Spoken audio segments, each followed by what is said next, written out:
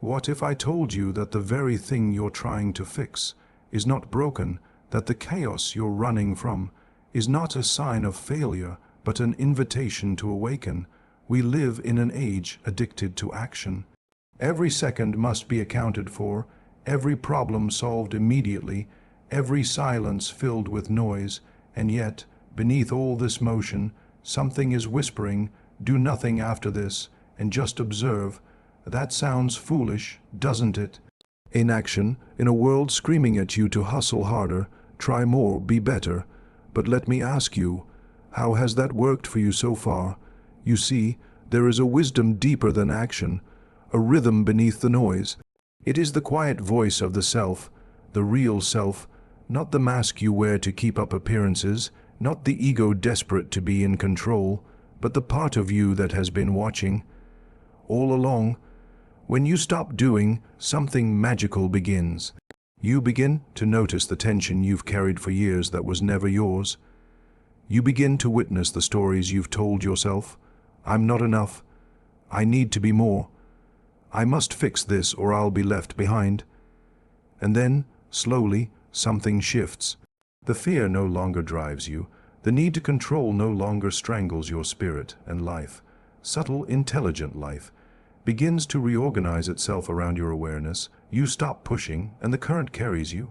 Not because you gave up, but because you gave in to trust. Do nothing after this, and observe, sit with yourself, sit with the discomfort, sit with the silence, let the thoughts come and let them pass.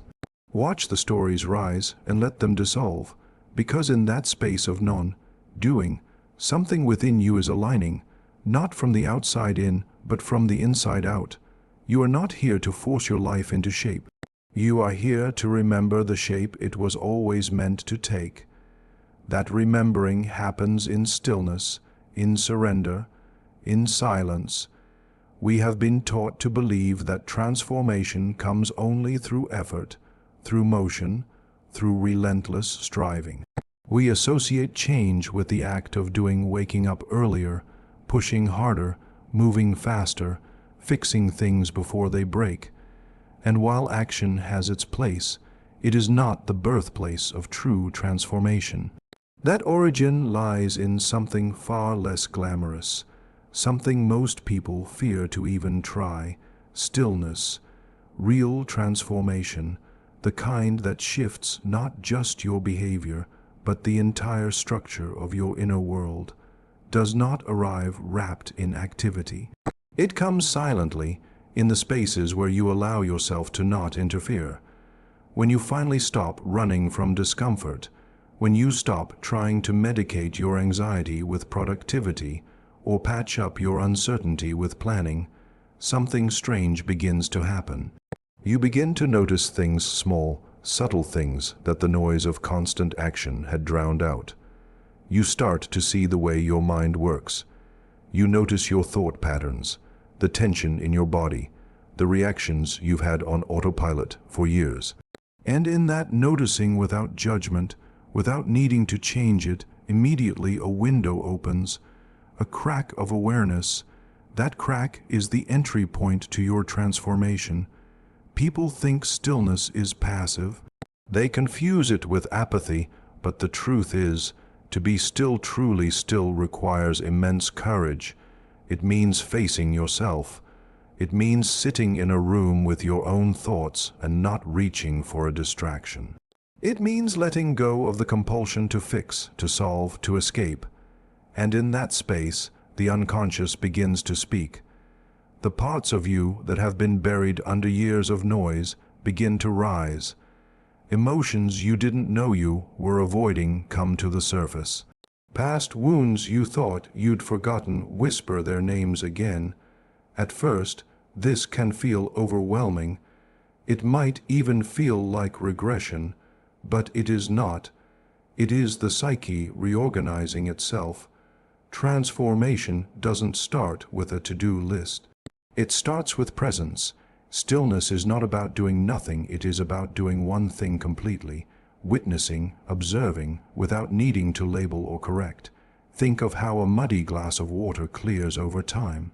The more you stir it, the murkier it gets, But if you leave it alone, if you allow it to sit undisturbed, the sediment settles and clarity returns. Your mind, your emotions, your life function in much the same way. Sometimes what's needed is not another strategy, not another goal, but the radical act of non-resistance, to pause and let things settle. In that quiet, clarity emerges. Insights come not through effort, but through allowing. And it is in these moments of still awareness that deep healing happens. You begin to recognize that you are not the thoughts racing through your mind. You are the space around those thoughts. You are the observer, not the chaos. And from this awareness, choice returns. You are no longer acting out old patterns unconsciously. You are seeing them as they are. This seeing, this non-reactive attention, is what begins to dissolve them. Not force, not guilt, just the steady light of observation. When the storm inside you is no longer something you fight, but something you listen to, you realize it always had a message. That anxiety was a signal. That sadness was a door. That confusion was the first step toward a deeper knowing. But you can only receive these messages in stillness. They don't scream, they whisper. And whispers can only be heard when the world quiets down, when you quiet down. Stillness is not a retreat from life. It is a return to the source of life. It is the ground where real change plants its roots. Yes, actions will come later, aligned actions, meaningful ones. But first, you must stop the compulsive doing and allow yourself to be. Not in order to escape responsibility, but to find your center before you act again. Because actions taken from chaos create more chaos. But actions born from inner stillness create harmony. If you truly wish to transform, then the invitation is simple. Stop moving just for a moment. Let go of the need to have it all figured out. Sit with yourself, breathe, watch, wait, and trust that this, right here, is where the real work begins. There is a part of you that is infinitely wiser than the version of you that wakes up every day in a rush, trying to keep everything under control. Beneath your conscious thoughts, the part of your mind you believe is in charge, lies something far more intelligent, something ancient, quiet, and often ignored, the unconscious. It is not chaotic as many fear, nor is it some mystical force outside of you. It is you, the deeper you, the one who remembers what your conscious mind has forgotten, and it knows the way forward, even when you don't. We've been conditioned to believe that the only solutions worth trusting are the ones we can plan, strategize, or intellectually grasp. That if we can't name the steps, define the process, or control the outcome, then the path must be dangerous or wrong. But so often, our greatest healing and growth don't come from what we know, but from what we allow. The unconscious is not some dark basement of buried fears. It's also a vast reservoir of intuition, instinct, symbols, and forgotten truths. It carries within it the memory of who we were before the world told us who we should be. When you let go of the obsessive need to fix your life on the surface, something remarkable happens beneath it. The unconscious begins to communicate not with words, but with feelings, dreams, impulses, synchronicities, and quiet inner nudges. The more space you create in your life for silence, the more these messages begin to rise. You might notice an image that repeats in your dreams, or a sudden emotional response to something small, or an idea that returns over and over again, no matter how often you try to dismiss it. These are not random. They are the unconscious knocking on the door, saying, "This way." But trusting the unconscious is not easy. It requires humility, a deep admission that you don't know everything, and that maybe not knowing is the first step to discovering something real. It requires faith in the invisible, in the intangible, in that inner voice that doesn't always make sense on paper, but resonates in the body like truth. This kind of trust isn't about blind belief. It's about direct experience. When you stop controlling every outcome, you begin to see what the unconscious has been trying to show you all along. That there is an order beneath the disorder, a pattern beneath the chaos, a meaning behind the pain. Often, we're so afraid of what we might find in ourselves if we stop long enough to look. We fear what we've buried, the old wounds, the grief, the shadow parts we pretend don't exist. But the unconscious does not drag these things up to punish you. It brings them to the surface so they can finally be integrated, so they can stop running your life from behind the curtain. You cannot outrun what lives inside you. You can only turn toward it, listen, and learn what it has been trying to say. This is why doing nothing consciously, attentively is so powerful. It makes space for the unconscious to reveal itself. It's not that you become passive or resigned. On the contrary, you become responsive. You act when it's time, but not from panic, from alignment. You begin to feel the difference between forced decisions and inner knowing. You recognize when something feels off, even if you can't explain why. And you honor that feeling. That's the unconscious guiding you, whispering a deeper truth than logic can reach. You must understand that not everything important in life comes wrapped in clarity or control. Some things come as confusion, discomfort, and delay, not because you're lost, but because something wiser is working beneath the surface, reshaping you for what's ahead. The unconscious speaks in symbols before it speaks in certainty. It teaches through experience, through patterns, through pain, and yes, through stillness. Sometimes, what looks like stagnation is really incubation. You're not stuck, you're becoming. And what emerges on the other side of this surrender is something astonishing. A version of you that no longer needs to perform certainty. A version that can move through life with grounded trust instead of anxiety. Because now, you know not with your intellect, but with your entire being that the answers were never lost. They were waiting for you to stop, to listen, to feel. Waiting for you to believe in the part of you that never stopped knowing the way. We tend to believe that if we're not doing, we're not participating, that if we're not speaking, fixing, pushing, or acting, then we're somehow disconnected or falling behind. But this belief comes from a misunderstanding of what it truly means to engage with life. There is a deeper, quieter form of participation, one that doesn't require interference, but presence. To observe is not to be passive. It is one of the most active forms of awareness we can practice. And when done with sincerity, observation becomes the most transformative way to interact with ourselves, others, and the unfolding of our lives. The reason most people avoid observation is not because it's boring or useless, but because it is confronting. To sit back and observe what is actually happening within you, without trying to change it, suppress it, or judge it, and feel deeply vulnerable. It forces you to come face to face with your inner landscape without the shield of distraction or denial.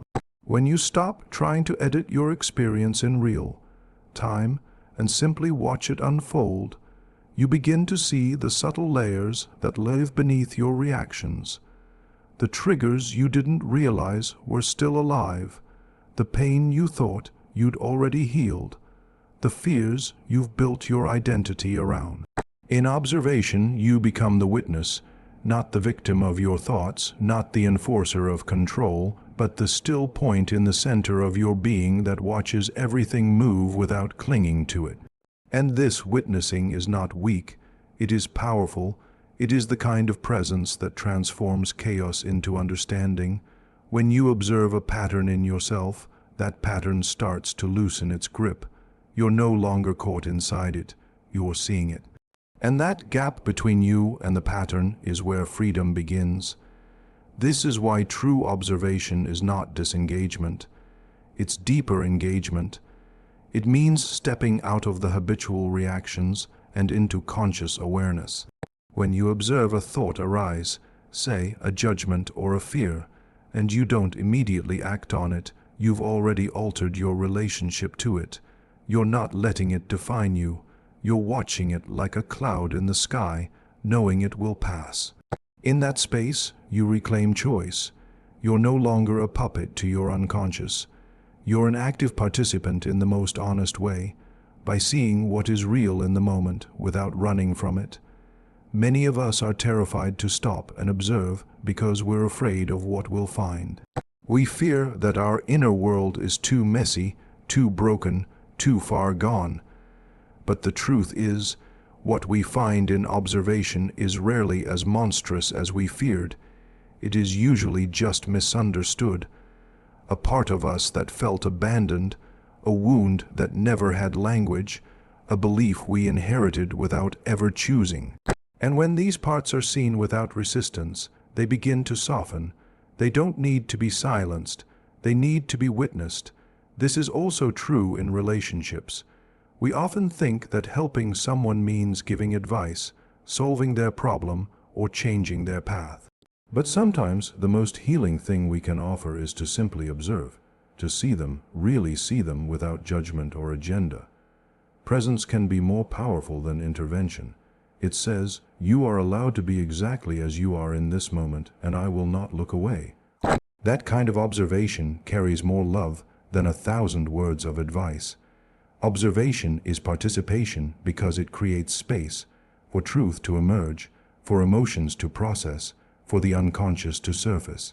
It is not about detachment, but about engagement without entanglement. It's the art of staying connected without losing yourself.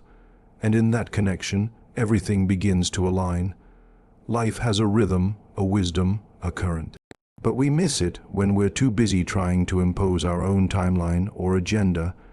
When we stop and observe, we begin to move with life rather than against it. We start noticing synchronicities, subtle shifts, the quiet ways in which life is guiding us. These are not accidents. They are responses. Life responds to presence. What's most surprising is how often things begin to fall into place not because we forced them to, but because we finally stopped resisting long enough to let them. When you observe, you're telling life, I trust you, I'm here, I'm listening.